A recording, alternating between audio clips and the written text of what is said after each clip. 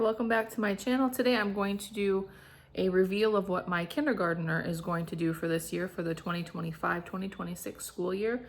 I have several things. I'm combining a lot of pieces, and some I just don't know how it's going to work for her, so I have a backup plan if those things don't work out properly. So first things first, for her language arts, she has come to the point where she's starting to recognize words without ever doing anything with mom. She's just picking these things up on her own. So I don't know if this is going to work, but I've had it for many years. I didn't do it with my oldest two. It didn't work for them for many reasons. My oldest actually taught herself to read when she was 3, so she didn't need it. And my second didn't work well with the Charlotte Mason style. So she eventually used Bob books. So we're gonna see if this works. And if not, I have other things to do. And since it's just been sitting in my basement collecting dust, I figured I would at least give it another try. So my poor husband didn't just spend tons of money on it for it to not get used, like so many things. But the great thing about this is there's a lot of game type things that you can play. The lessons are broken down for you nice and easy, and the lessons take 10-12 minutes at most, and they have beautiful cards with lots of artwork, good, beautiful, wonderful things on them. Okay. If that doesn't work, or she wants something a little bit more hands-on, I bought all 3 levels of the Good and the Beautiful, preschool, kindergarten prep, and kindergarten. She's somewhere in between the preschool and the kindergarten prep on her own with regards to knowing most of her letters. But then it doesn't make sense to me because she can see words in books that we've not read before and she knows them. So that whole mystery, that was the mystery with my oldest. I didn't know she was able to read until I found a book for her that she had never seen before and she was reading it. So we'll see how much of that my 5-year-old needs. I have all of the old original editions of this as well. I bought these years ago because they do include some of the pages like this that you can make copies of that the old ones didn't have. There's like these. I don't know if you can see that very well. It's nice if you want to do notebooking and you want something to follow along as a guide. Like this, the weather and the map. The older editions didn't have those. So that's why I updated to these. Other than that, very little of the information has changed. I didn't use it with my oldest. By the time she was 5, she was reading full-length chapter books. By the time she was 6, she was reading Charles Dickens and Robert Louis Stevenson. She did not need that. She did not like it. She liked the thought of doing it. She liked the idea of doing it. But whenever you came to actually have her sit with you on the couch, it was a no-go. And my second oldest, for multiple reasons, it wasn't working for her when she was younger. We are going to try it for her again this year as a backup plan, try to fit it in with some of the other things that we're doing. We'll see if it works. If it doesn't, how I've always used 5 in a row was a book list type of a book. You can go in there and it has it broken down by themes and sections. So you've got your sciences, you've got your language arts, you've got, it'll talk about bugs and lizards, and it'll break everything down that you find in the book. You'll see some we're going on a bear hunt, and in the obscure corner you'll see a bird, and it will take that bird, some type of bird, and it will expand upon what that bird is and how to research that bird in 5 in a row. That goes against the Charlotte Mason principles and ideas. I'm not a purist, so I'm okay with that, but at the same time, what am I trying to say here? It's very redundant if you are a book culture family, if you are a family that enjoys being out in nature, you enjoy reading as many books as you can get your hands on. 5 in a row tends to not really add much to your repertoire in that regard. Found these on thriftbooks.com. They are little laminated cards. Oh, no one's used these. These came used. I got a steal on these. Okay, cool. So little laminated cards. They have a whiteboard marker and then they just trace. Writing on whiteboards and on chalkboards is easier for children than it is for pencil to paper because of the friction. So I got her the ABCs. She likes doing these types of things. So I have this for her. I have book 1 and 2. And then for her actual handwriting prep, I bought her this set. This is the updated version from Simply Charlotte Mason. They released this back in May. And they had an introductory price to where if you bought anything before the end of May, you got a nice discount. But then they also went ahead and did a discount if you bought everything as a bundle. They gave even more money off. So I got all 5 levels for about $50 and it was really nice. So all I have to do is just print the rest of that off, and it takes it 1 letter at a time. It starts with your stroke, so you'll have a slant and that's all you do. And then you'll work with the opposite slant, and then you'll work with a straight line, and then you'll make a vertical line and a horizontal line. And from there you start forming your letters. So it's very, it goes in piecemeal. It's nice and gentle. I have a sand table for her. I have a chalkboard for her, and we have a whiteboard so she can use multiple mediums. And we're also going to get out our Play-Doh. She might like doing that. This is something that I've had for years. We didn't use it because of me. I was always a week or 2 behind in that perfectionist thing. If I wasn't doing it when they were doing it at that same week, well, then I couldn't do it. I don't know why, just that's how my brain functions. So I've decided, I've already told myself, it's okay. I'm gonna probably be 2 to 3 weeks behind what the schedule is. And that'll give me time to collect books from my library as needed, to get books from all around my house and get everything set up. And I can schedule it. I can do what I need to do. I can pick out the things we want to do, the things we don't want to do, and have it be more relaxed. It was I felt very tense trying to do it in the past, a lot of anxiety because I couldn't do it all and I couldn't do it the way that it was laid out. Other people can probably relate to that. I couldn't do it. So that's what we'll be doing this year. And then the big one that we're going to use, I'm so excited. I've been debating about this one for, let's see, this is mid-June, sometime in March. I've been trying to figure out since March what I was going to do, and it came down to Simply Good and Beautiful, Simply Charlotte Mason, Math with Confidence, and the original Good and the Beautiful that they sold years ago. And I decided, I've got it all printed out. Let me take my stickies off so that you don't see it. This is what we're using. We're using the original math from The Good and the Beautiful.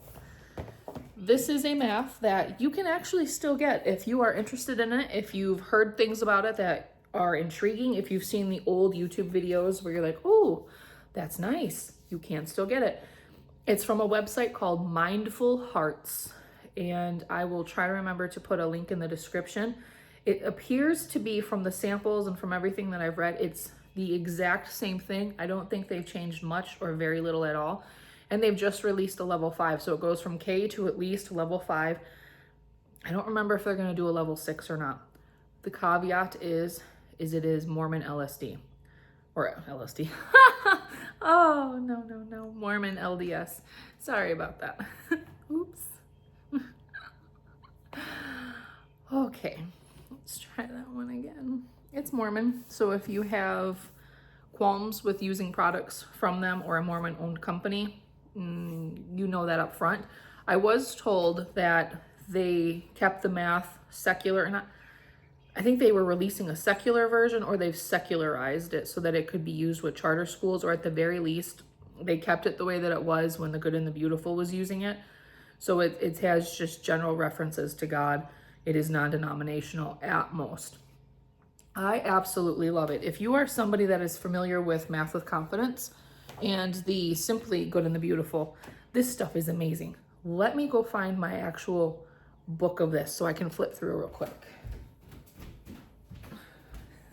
Let me pause it. It's been a while since I filmed, obviously.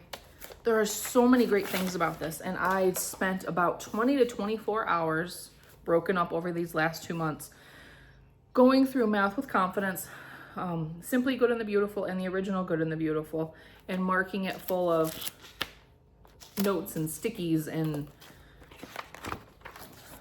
arrow flags with all of these books, comparing who does what when, who does what better, who does what how. Everybody has been on a bandwagon lately that in the last couple of years that Math with Confidence is the way to go. It is the best thing that you're going to get since sliced bread. And the Good and the Beautiful has fallen from grace. It is no longer the go-to for the who's and the individuals that are in the know, apparently. Well, I still like a lot of the stuff that they have in their newer versions, but I don't necessarily love it. I have always enjoyed the old original, and I thought that when they switched to the Simply model, they removed everything that made their math great, that made their math unique. Math with Confidence does use a lot of the same techniques, a lot of the same principles, but it's just not beautiful. It's not inspiring. In my opinion, if you love it, just ignore what I just said. It doesn't make me want to do it. It doesn't make my children interested in doing it. It's just, let's do this, let's get it done, and let's move on. We've never really had an inkling to want to pick it up just for the joy of it. So this is the book. I've had that printed version since my oldest was tiny. But there's so many beautiful things in here. So just like a quick flip through, one of the things that I love is in the math manipulative box, you have different color bricks that are a little bit bigger than this, and you have to try to, or your child has to recreate this with their blocks. Some of the other things, let's see, the sticky. This is how you learn tallies. So I have the Simply Good and the Beautiful Math K box, and they have little tally sticks that I'm going to use with this. And the artwork that is throughout these pages, like legitimate artwork.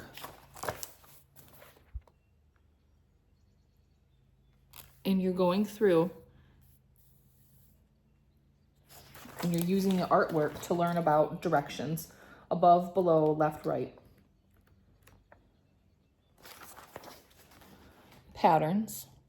So you can see it was cut and used because my oldest was using this. I have a very hard time throwing these things away. I don't know why. I've always been like that. Of course, I can't find it now, but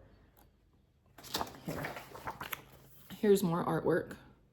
And this is story problems based on the artwork. And then they have tangram cards, which I'll show you in just a minute. But that's the first book of level K. There's 2 books for each level. And in the appendix for level 2 book, you have to use tangrams to recreate these artists' pictures. Isn't that amazing? That's just so amazing. Where do you see that? Anywhere. You don't see that anywhere. And the Good and the Beautiful just threw it away. They got rid of it.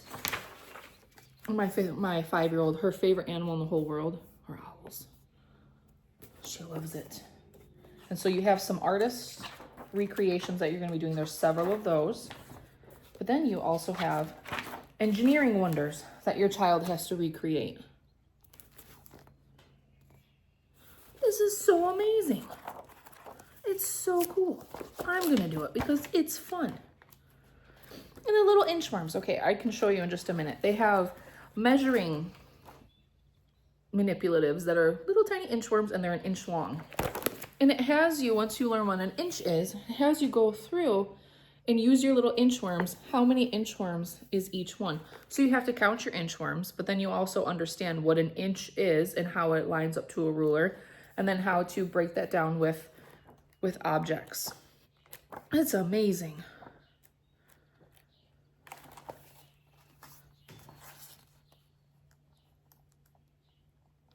So you're using that artwork to learn about 4-dimensional, 3-dimensional shapes. Oh, I just missed one. They use toothpicks your child has to recreate those with toothpicks. Most every technique that I have seen used in Math with Confidence, I have seen used in this, in one form or another, including the games. Not all of them, but many of them. So like this is where they introduced the measuring with inchworms. It is literary based. I think it is done much, much better than Math with, or not Math with Confidence. Who does that? Masterbooks. Masterbooks version. Masterbooks is kind of lame. But this is just amazing. And all of the manipulatives that it comes with, all of the beauty, all of the richness. You're learning place value as you go every single day. You're learning calendar work. There has not been one thing, addition and subtraction story problems using great works of art. You've got your bonuses that are always using Tangram cards and puzzles. You're taking various manipulatives and it's asking you to make patterns using the different manipulatives, blending them together. It's amazing. Let me get this out. I'll show you. You can still find these boxes online. And I do believe at mindfulhearts.com you have the option to get a download of the actual curriculum, but you can buy the physical version of the box for a much better price than if you bought the physical for everything. But these are your Tangram cards, and they are double-sided, and they get very intricate.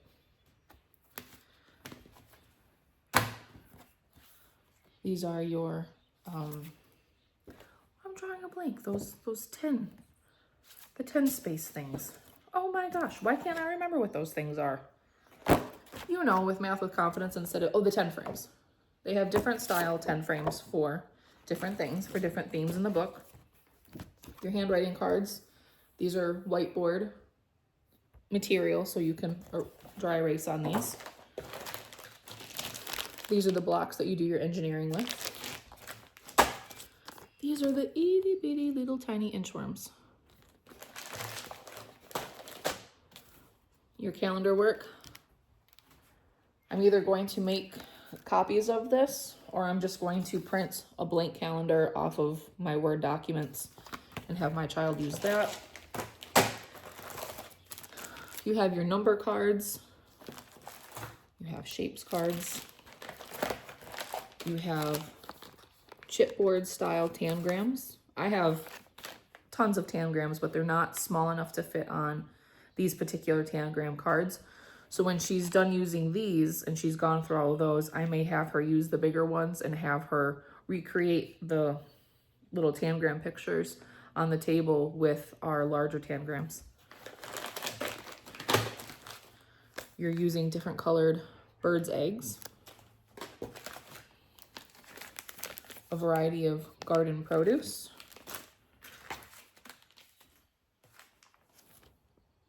the little bees. You have little tiny bees that you use to count.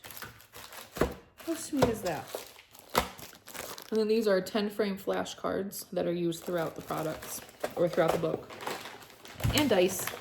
So it's all kinds of fun stuff. All kinds of fun stuff. And I have found that through the book, I have other things, other manipulatives that I was using with my Simply Charlotte Mason math.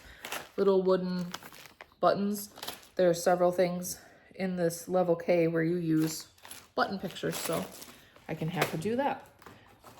If you've never seen this stuff before and you're interested, let me know. I will do a full-on flip through and show you more in depth of what everything is. But I'm excited for that.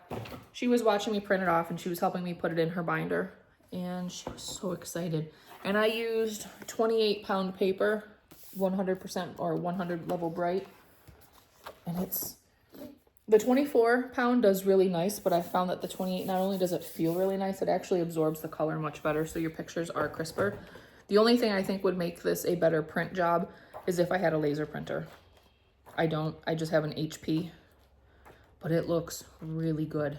It's almost identical to the print version that I bought, the physical print version that I bought.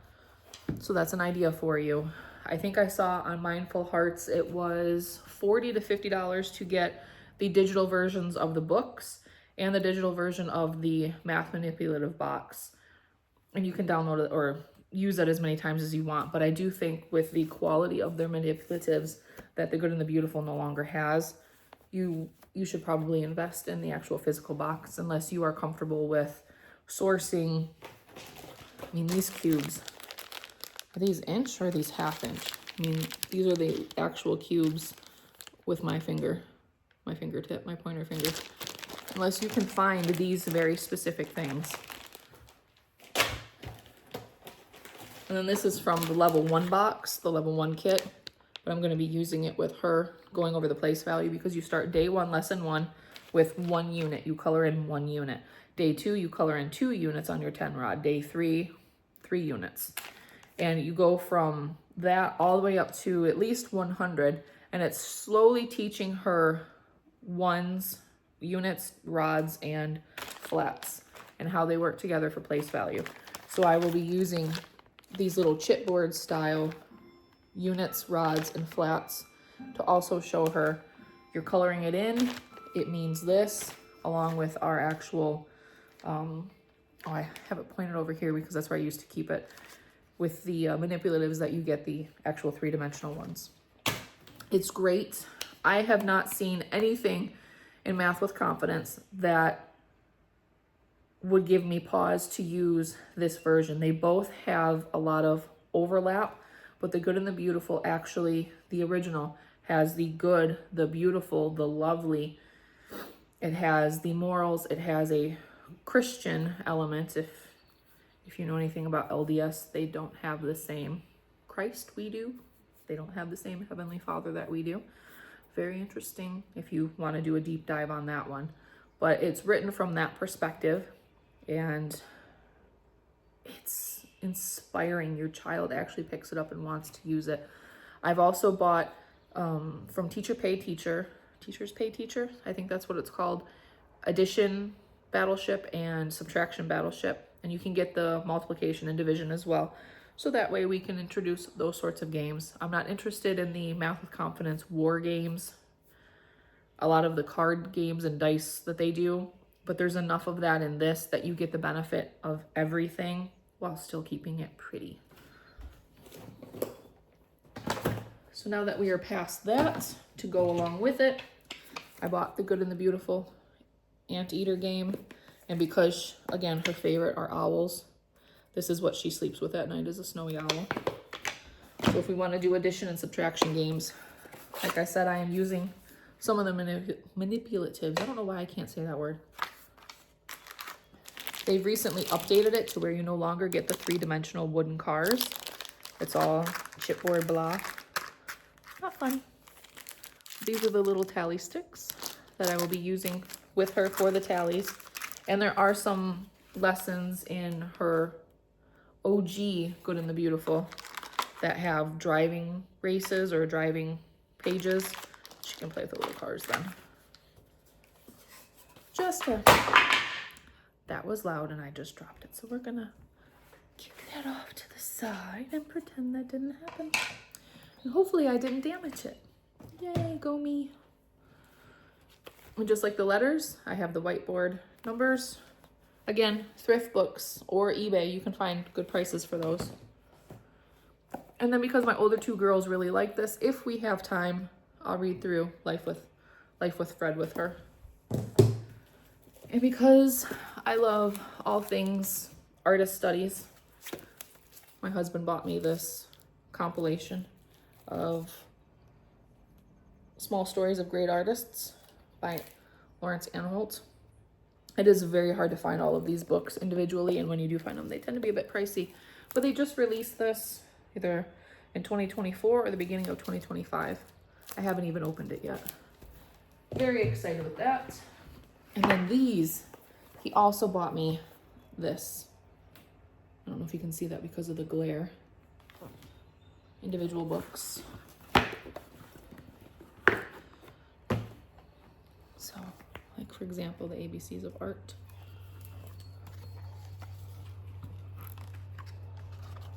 Oh look, it was what's in her math. So there you go. She'll find some relations and connections.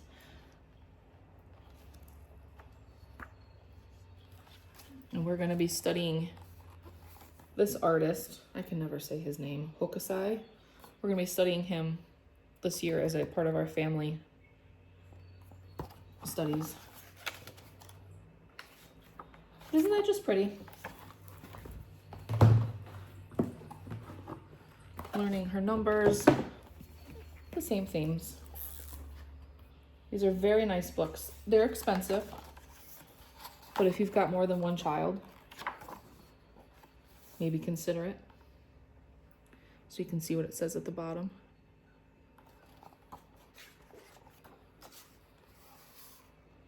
What does that little bubble up there say?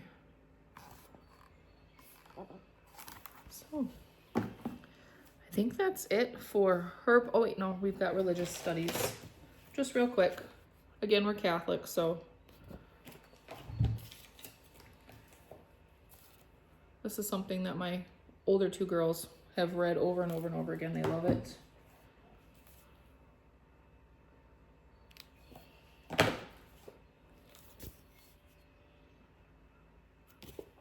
If you've never seen that.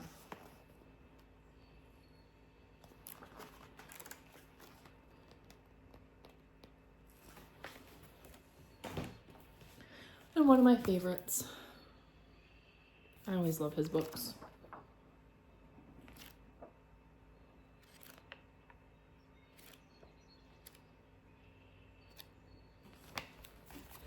I have a Saints book. I don't know what happened to it. We have 2 or 3 of them, 2 or 3 copies. Oh, I see it now, Picture Book of Saints. It's a similar cover. It's the same publisher, author, I believe, but it's called A Picture Book of Saints. I see it now. I couldn't see it. It was pushed all the way back on the bottom shelf. So we'll be using that version of Saints with her as well. And this is a long video, so I'm going to wrap this up. If you have any questions, you want to see flip throughs or more detail on anything, let me know. And I will be putting out my videos in the next few weeks for my daughter's 5th grade year and my oldest daughter's 7th grade year, as well as our family studies and what we're going to be using at those points. I'm still waiting on a couple of boxes, so I can't do anything with those just yet. Enjoy your weekend. It's going to be getting warm finally. We've had the heat on all week for mid-June. Yay! Hopefully it's warmer where you are. See you later. Bye.